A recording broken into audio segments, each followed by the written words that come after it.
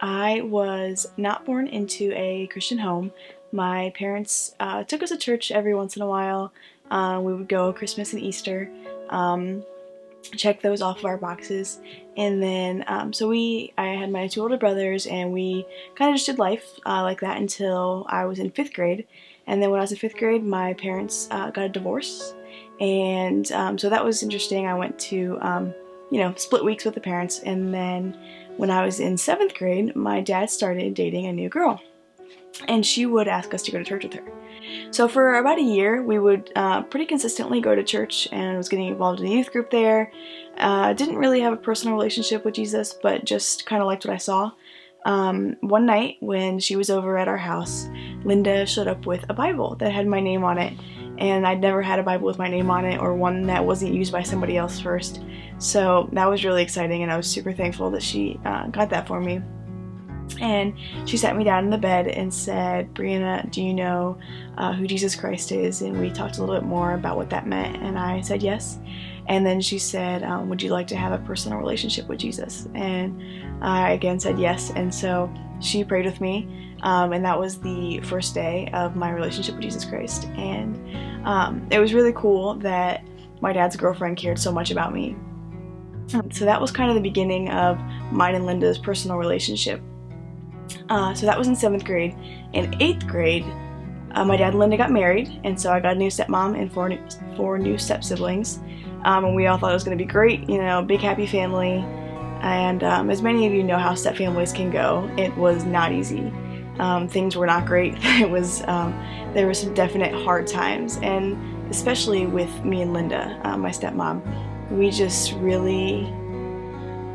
we really struggled to find our bearings in what our relationship was going to look like. And so we fought a lot. There was a lot of bitterness. There was a lot of resentment.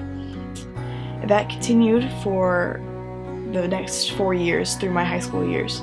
And there would be times that were really good. She led a Bible study with me and some of my friends. Those were, definitely great times. But then there were times that were just a lot of fighting and not seeing eye to eye, and lack of respect on my end, and just a lot of things that could have been avoided if we both would have just, been more humble in our relationship. So that continued until I went to college, and I kind of just assumed when I went to college that our relationship would just get better. And, people say that when you're away from each other, these things kind of dissipate and become easier.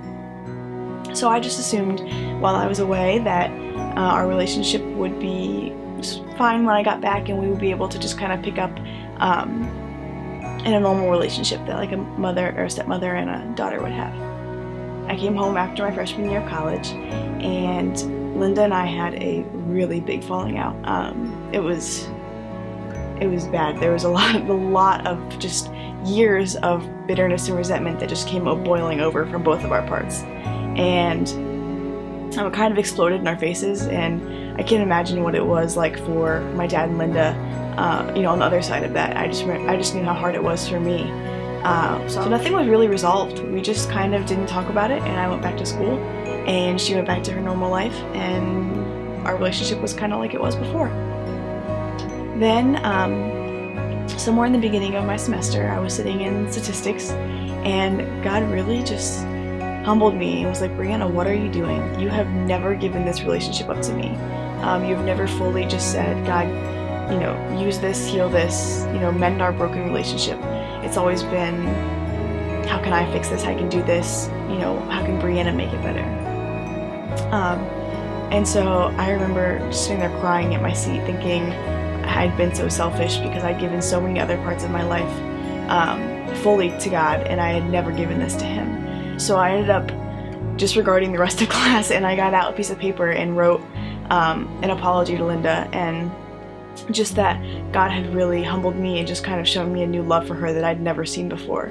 And so in the letter, I asked for forgiveness for all of the things that I had done to her, and just how much harder I made her and my dad's marriage and the relationship with the stepkids. And then I asked if we could be friends. And I, for some reason, fully intended that she was going to respond and say, "Brianna, I don't know why you would think this," and of course that was silly. And so about a week later, I got a letter back from Linda saying pretty much the exact same thing that I said to her. It was just like, Brianna, I forgive you. And it wasn't, yeah, I forgive you, okay, but it was like a forgiveness that only comes from giving something up to God, that the only forgiveness that He can give us and grant us. So the next 2 years, after my sophomore year of college there, it was just amazing, the relationship that was restored between us. I can say now that my stepmom is one of my best friends. I would go to her with anything. I would trust her with anything. And it seems a little silly, but every time we talk on the phone, we say I love you after the conversation ends. And I just kind of laugh to myself because none of that could have happened if neither of us would have given it up to God. And it's just amazing the power that He works when we give things to Him and take it out of our own control. My name is Brianna, and this is my story of how I let God take control.